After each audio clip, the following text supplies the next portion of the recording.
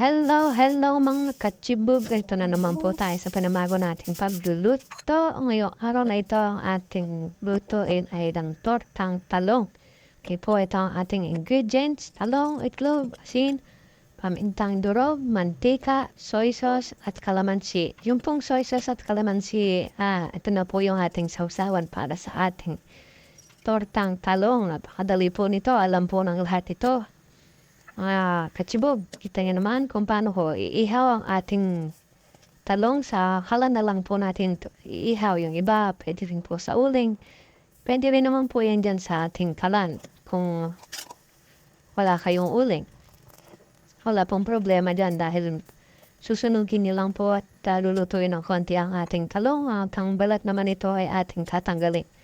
Kaya wala pong problema dyan. Huwag po kayong mag-alala dahil sa gasol po tayo tatanggal ng ating balat o nagluluto ng talong o nag-iihaw. Walang po yan. Normal po yan mga kachibog. Kahit po sa mga malalaking restaurant, ginagawa po yan kung wala po silang uling. Kaya wala pong problema mga kachibog. Okay na po. Yan, ngayon, babalatan na natin ang talong gamit ang tinidor. Kita niyo naman kung paano ko balatan. Yan. Isa-isahin niyo lang po para hindi siya magkalat. Yan. Mga po isa. Tanggalin niyo lang. Napakadali na po tanggalin yan pag naluto na.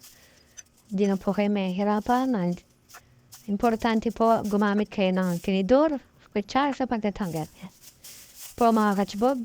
Yan, yan. Tingnan na ako mga balat natin. Mga dumi.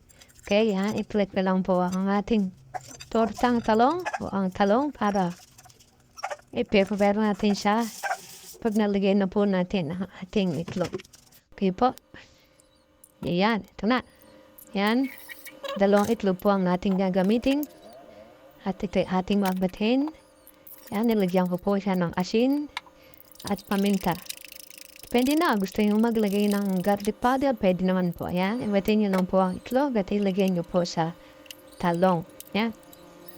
Yan mga kachibog. Kita nyo po. Ayan, naglagay na ako.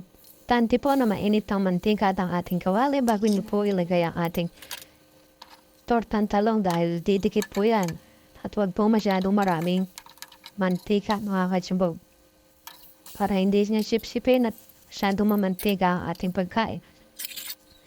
Alam niyo naman na napakasama ng mantika sa ating katawan. Yan. Napakadali lang po kung paano lutuin ang ating tortang talong. Napakasimple, pero napakasarap ng ating tortang talong. Yan. Yan na po yan. Ito siya ng konti. Luto. Tapos na po. Yan na po ang ating tortang talong mga kachibog. Napakasarap. Ito lang. Ganyan lang po i-prepare ang ating sausawa. Pero kalamansi. Kayo po mga kachibog, maraming salamat. Don't forget to follow and subscribe. Bye-bye!